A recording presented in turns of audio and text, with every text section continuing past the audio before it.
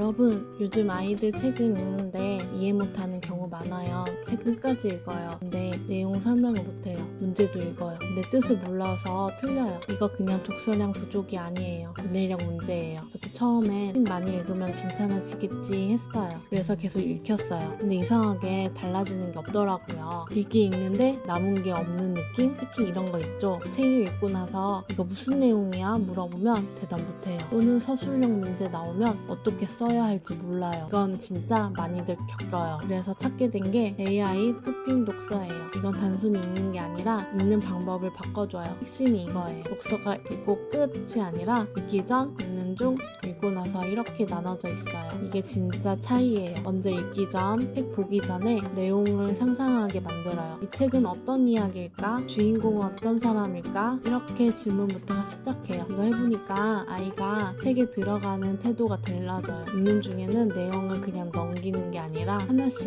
이해하게 도와줘요. 어휘, 내용, 흐름 이걸 짚어주니까 놓치는 게 줄어들어요. 그리고 읽고 나서 이게 진짜 중요해요. 읽은 내용을 정리하게 만들어요. 말로 하든 글로 하든 내가 이해한 걸 표현하는 단계예요. 이걸 하니까 기억이 남아요. 제가 느낀 건 이거예요. 아이 혼자서는 이 질문을 못 만들어요. 그래서 읽다가 그냥 끝나요. 근데 질문이 먼저 나오니까 생각하면서 읽게 돼요. 그리고 좋았던 게 아이 반응이 달라졌어요. 처음엔 책 어렵다고 하던 애가 이제는 재밌다고 해요. 이건 진짜 의외였어요. 이유가 뭐냐면 이게 공부처럼 느껴지는 게 아니라 이해하는 과정이라서 그래요. 그리고 환경적인 것도 좋아요. 전자책으로 약 7,000권 정도 볼 수 있어요. 그래서 시간 장소 없이 읽을 수 있어요. 그리고 읽고 나서 퀴즈도 있어요. 이게 약 4,000권 정도 되는데 아이 이해도를 바로 확인할 수 있어요. 이게 쌓이면 실력도 보여요. 또 하나 토론이랑 글쓰기까지 이어져요. 읽고 끝이 아니라 생각을 말하고 쓰는 것까지 가요. 이게 진짜 문해력이에요. 그리고 계속 하다 보니까 독서 습관이 잡혀요. 이건 억지로 만드는 게 아니라 흐름이 만들어져요. 읽고 이해하고 표현하고 이 루틴이 생겨요.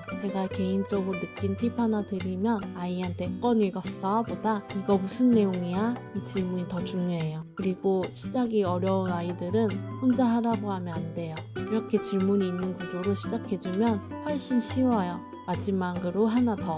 이게 따로따로 하는 게 아니라 교육급여 바우처로 패키지로 한 번에 할 수 있더라고요. 독서부터 학습까지 연결돼 있어서 편해요.